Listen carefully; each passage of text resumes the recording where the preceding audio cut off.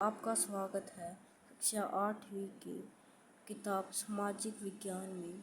आज हम first chapter भारतीय संविधान के बारे में पढ़ना चाहते हैं।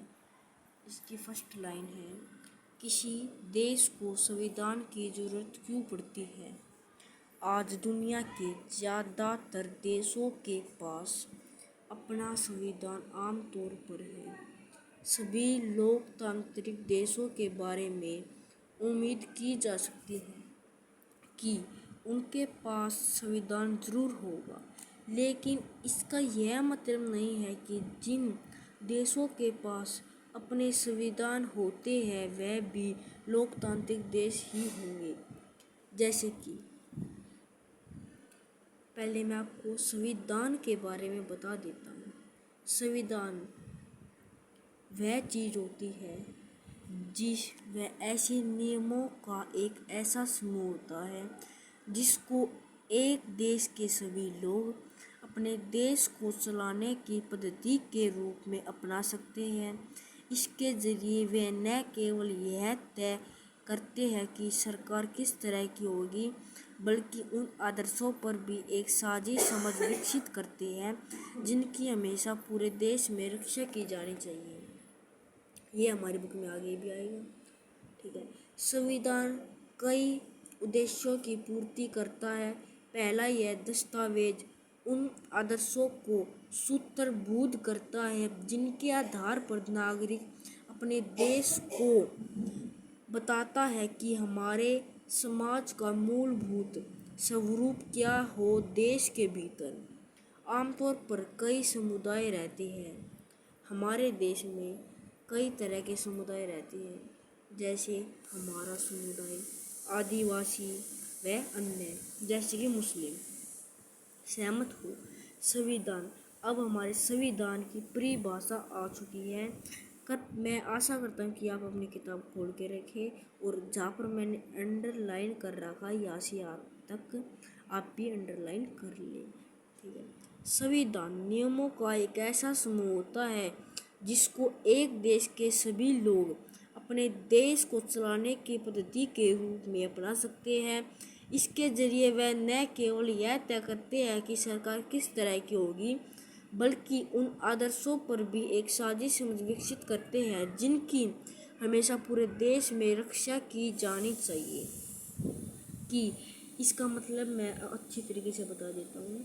संविधान नियमों का ऐसा कि भाई संविधान एक नियम ये तो सभी को पता है कि जो हमारा संविधान उसकी बैठक हुई थी सन 1946 में। ठीक है। वहाँ पर बहुत सारे व्यक्ति शामिल हुए थे। इसमें नियमों का एक ऐसा समूह होता है जिसको एक देश के सभी लोग अपने देश को चलाने के रूप में अपनाते हैं। वह न केवल अपनी सरकार चुनते हैं, बल्कि वह उन आदर्शों पर भी बात करते हैं जिन पर उन्हें बोलने का अधिकार हो। जैसे 2000 मेरे हिसाब से 2000 में यह कानून बना था कि स्कूलों में मिड डे मील बांटा जाए, जिसे हम हमारे सरकारी स्कूलों में दोपहर 12 बजे या जाड़ों में 1 बजे मिलता है। ठीक है। तो हम आगे बढ़ते हैं। मैं आशा करता हूँ कि आपको यह समझ में आ गया हो। 1943 में भारतीय राष्ट्रीय कांग्रेस ने संविधान सभा के गठन की मांग की पहली बार अपनी अधिकृत नीति में शामिल किया। केवल भारतीयों को लेकर बनने वाली एक स्वतंत्र संविधान सभा की यह मांग दूसरे विश्व युद्ध के दौरान और तेज हो गई और अंततः दिसंबर 1946 में संविधान सभा का गठन किया गया। पृष्ठ 2 पर दिए गए चित्र में संविधान सभा के कुछ लक्ष्यों का दर्शाया गया है।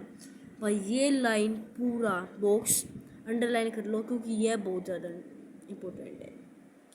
कि 1934 सन में कांग्रेस ने अपने संविधान की सभा गठन करने की मांग की थी। संविधान सभा की यह मांग दूसरे विश्व युद्ध के दौरान और तेज हो गई थी। जब हमारा पूरी पृथ्वी का दूसरा विश्व युद्ध हुआ था, तब यह मांग तेजी से तेज हो गई थी। दिसंबर 1946 में संविधान सभा का गठन किया गया। इस 1946 सन में पहली बैठक हुई थी। पृष्ठ 2 पर दिए गए चित्र में संविधान सभा के कुछ सदस्यों का दर्शाया गया है। अब देखो, हमारी बुक में ये चित्र है जिसमें बताया गया है कि जब बैठक हुई थी उनके कुछ सदस्यों की फ़ोटो दी गई है, जहाँ पर जो ये व्यक्ति है ये हमारे पहले प्रधानमंत्री पंडित जवाहरलाल नेहरू जी हैं। ठीक है, आगे बढ़ते हैं। दिसंबर 1946 में नवंबर 1949 के बीच संविधान सभा का स्वतंत्र भारत के लिए नए संविधान का एक प्रारूप तैयार किया गया। 150 साल की अंग्रेजों हुकूमत के बाद भारतीयों का आखिर 1500 साल की अंग्रेजी हुकूमत के बाद भारतीयों का आखिरकार अपनी नीति और भविष्य तय करने का मौका मिला था। कि जब ये सभी को पता है कि हम 150 साल अंग्रेजी हुकूमत के गुलाम रहे हैं, हमारा देश 1947 में आज़ाद हुआ था। संविधान सभा के सदस्यों ने स्वतंत्रता संघर्ष से उपजे महान आदर्शों को ध्यान में रखते हुए इस काम को गंभीरता से अंजाम दिया। संविधान सभा के कामों के बारे में आप इसी अध्याय में आगे पढ़ेंगे। बगल में दिए गए चित्र में प्रधानमंत्री जवाहरलाल नेहरू संविधान सभा को संबोधित कर रही है। मैंने आपको बताया था कि जो ये है ये हमारे फर्स्ट पीएम जी है, जिनका नाम पंडित जवाहरलाल नेहरू जी है, जो यहाँ पर इनको कुछ भाषण सुना रहे हैं सदस्यों को। सॉरी, मैंने कुछ गलत बोल दिया। चलो अगले पेज पे आ जाते हैं। देखो, पहले आपको ये पढ़ना होता है। नेपाल में लोकतंत्र के लिए कई जन संघर्ष हो चुके हैं। 1990 में हुए संघर्ष के बाद लोकतंत्र की स्थापना हुई। यह लोकतांत्रिक व्यवस्था 2002 तक यानी 12 साल कायम रही।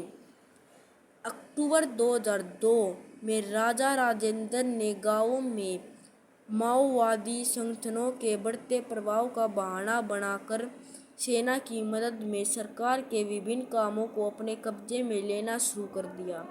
फरवरी 2005 में राजा ने शासन की बागडोर पूरी तरह अपने हाथों में ले ली। नवंबर 2005 में माओवादियों ने अन्य राजनीतिक दलों के साथ तक 12 सूत्रीय समझौते पर दस्तखत किए। दस्तखत समझ में नहीं आए किसी को, रुको, ये समझ में नहीं आए तो इसको साइन कहते हैं। इस समझौते में आम लोगों को लोकतांत्रिक और अमन चैन बहाल होने की उम्मीद दिखाई दे रही थी। लोकतांत्रिक के लिए चल रहा जनांदोलन 2006 तक अपने शिखर पर पहुंच चुका। कि जो नेपाल के लोग थे उन्होंने देखो ऊपर आया था 2002 में यह संघर्ष चालू हुआ था और 2006 तक अपने शिखर पर पहुंच चुके थे। जो वह पाना चाहते थे उन्होंने वो पा लिया था। आंदोलनकारियों ने राजा की ओर से दी गई छोटी मोटी रियायतों को नामंजूर कर दिया और आखिरकार अप्रैल 2006 में राजा को तृतीय संसद बहाल करके राजनीतिक दलों को सरकार बनाने का मौका देना पड़ा। 2008 में राजतंत्र को ख़त्म करने के बाद नेपाल लोकतांत्रिक बन गया। लोकतांत्रिक मतलब आज़ाद हो गया या अपने जीवन अच्छी तरह से जीने लगा। 2006 में लोकतंत्र की मांग को लेकर चलने वाले जनतांत्रिक आंदोलन के दृश्य ऊपर चित्रों में है। देखो भाई, 2002 में ये चालू हुआ था। इसकी कुछ फ़ोटो दिखाई गई है, जैसे कि ये हमारी फर्स्ट फ़ोटो है, ये सेकंड फ़ोटो है। आपको दिखाई दे तो मैं आपको लिख देता हूँ फर्स्ट और सेकंड, ठीक है। अब हम मेन पॉइंट पे आते हैं। ये लीला बॉक्स भाई कुछ इतना काम का नहीं है, तो यहाँ पे आते हैं।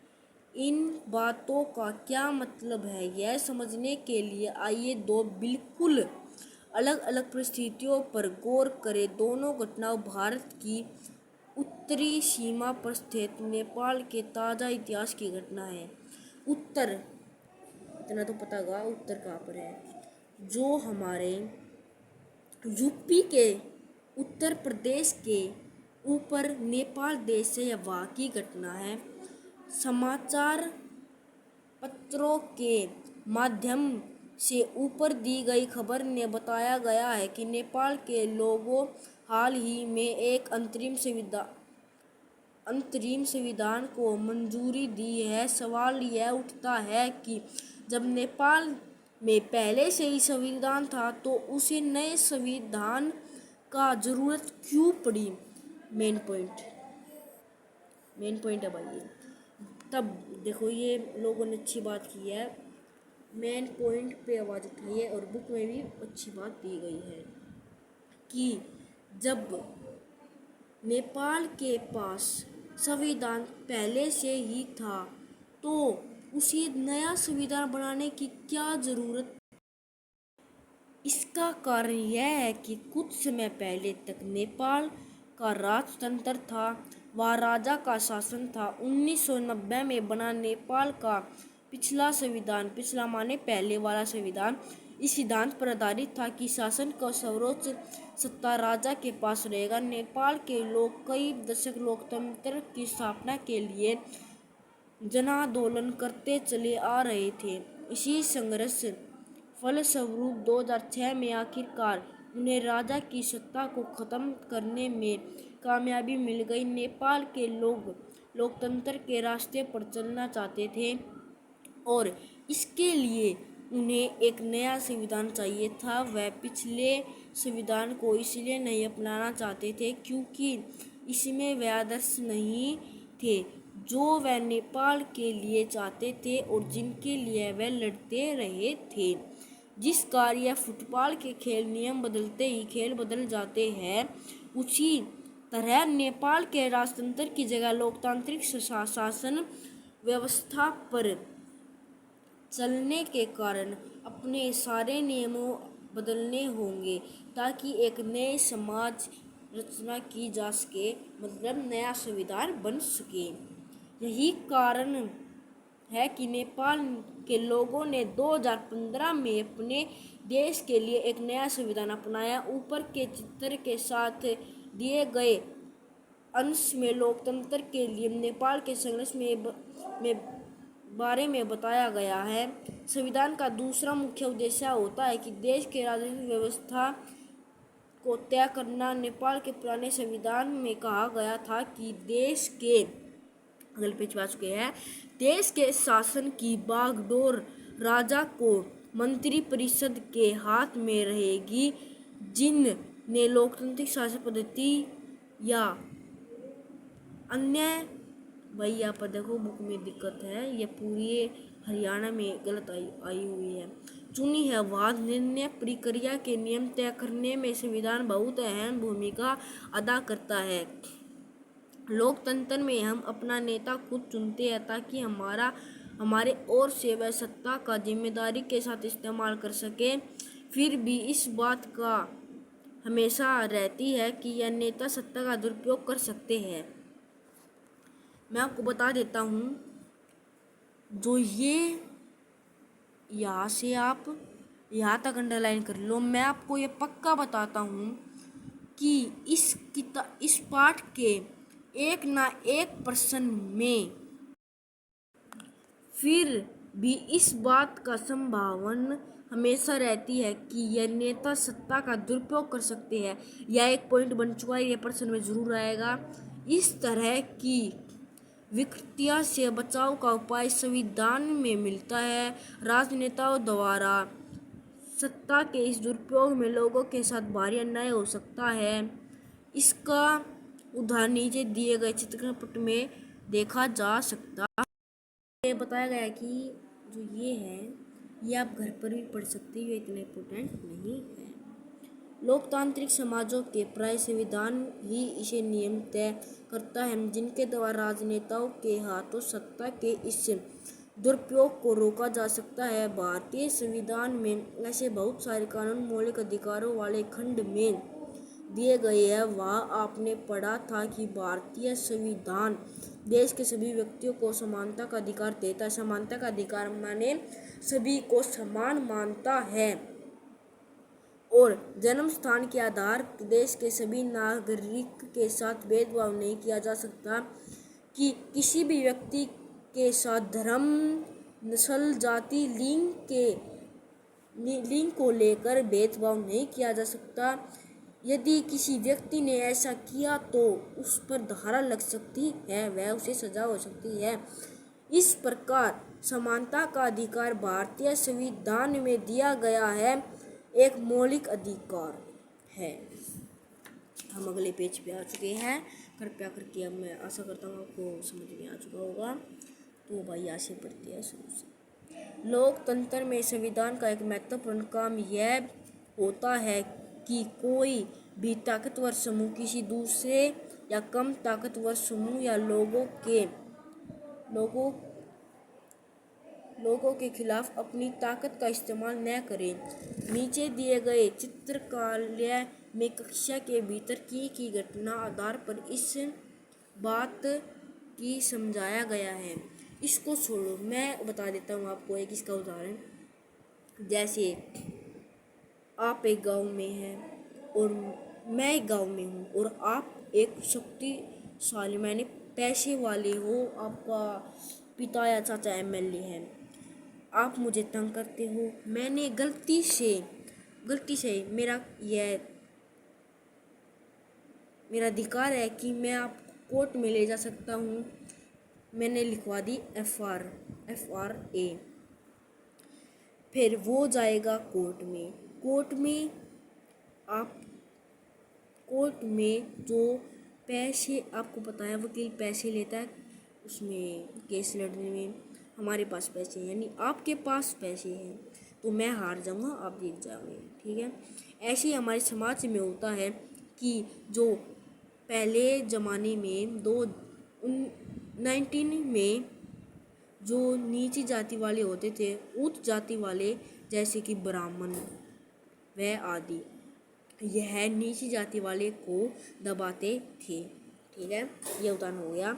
इस तरह की अवस्था हालत लोकतांत्रिक समाजों में भी पैदा हो सकते हैं जहाँ बहुमत वाला गुट लगातार ऐसे फैसले लागू करता रहता है जिनमें अल्पसंख्यकों की सहमति नहीं होती और उनका नुकसान होता है।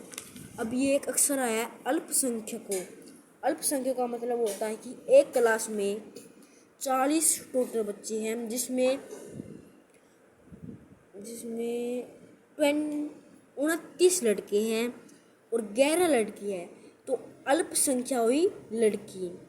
जो किसी भी चीज़ में कम या उसकी संख्या कम होगी उसे अल्पसंख्यकों में शामिल किया जा सकता है।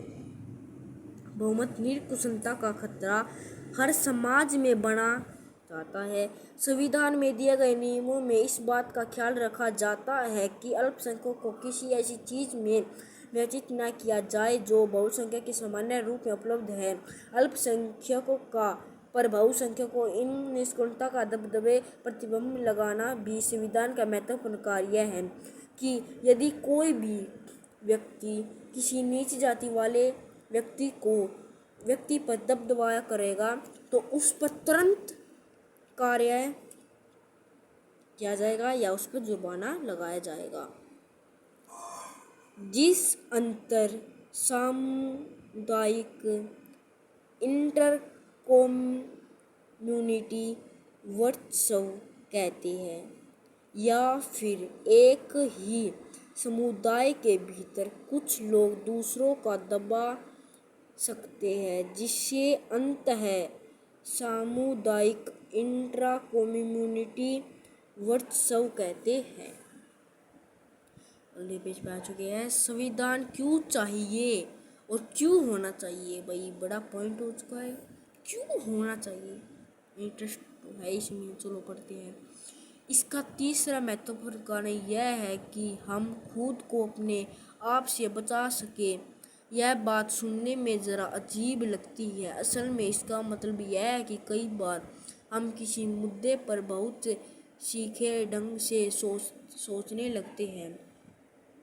ये हमारे इसी पाठ में या फिर अगले पाठ में आएगा कि देखो इसमें आया गया ना कि हम अपनी सुरक्षा कर सकें और अपने आप को बचा सकें। पहले क्या था बच्चों कि जो लड़की है उसका ब्याह हो जाया करता है, अभी भी होता भाई वो तो, पर जो लड़की है उसे दहेज के नाम पर दुखी करते थे और उसकी हत्या कर देते थे और कोई बहाना बना दिया करते थे। एक पाठ में बताया गया है कि जो लड़की थी ना, उसके जो पिता था, उसने कोर्ट में यह लिखवा दिया कि मेरी बच्ची ऐसे करवा गया, तो उस लड़की ने एक पर्ची पे नाम लिखा था कि ये लोग 3 लोगों के नाम लिखे थे, अपने पति का, अपनी सासू का और अपने जेठ का। तो इन तीनों को उम्र कैद की सज़ा दी गई, परंतु उसके जेठ का कुछ हाथ नहीं था, तो उसे रफ़ा कर दिया गया और उन दोनों को उम्र कैद की सज़ा दी गई। आगे बढ़ते हैं। संविधान हमें ऐसे फैसले लेने से भी रोकता है जिनसे उन बड़े सिद्धांतों को ठेस पहुंच सकती है जिनसे देश आस्था रखता है।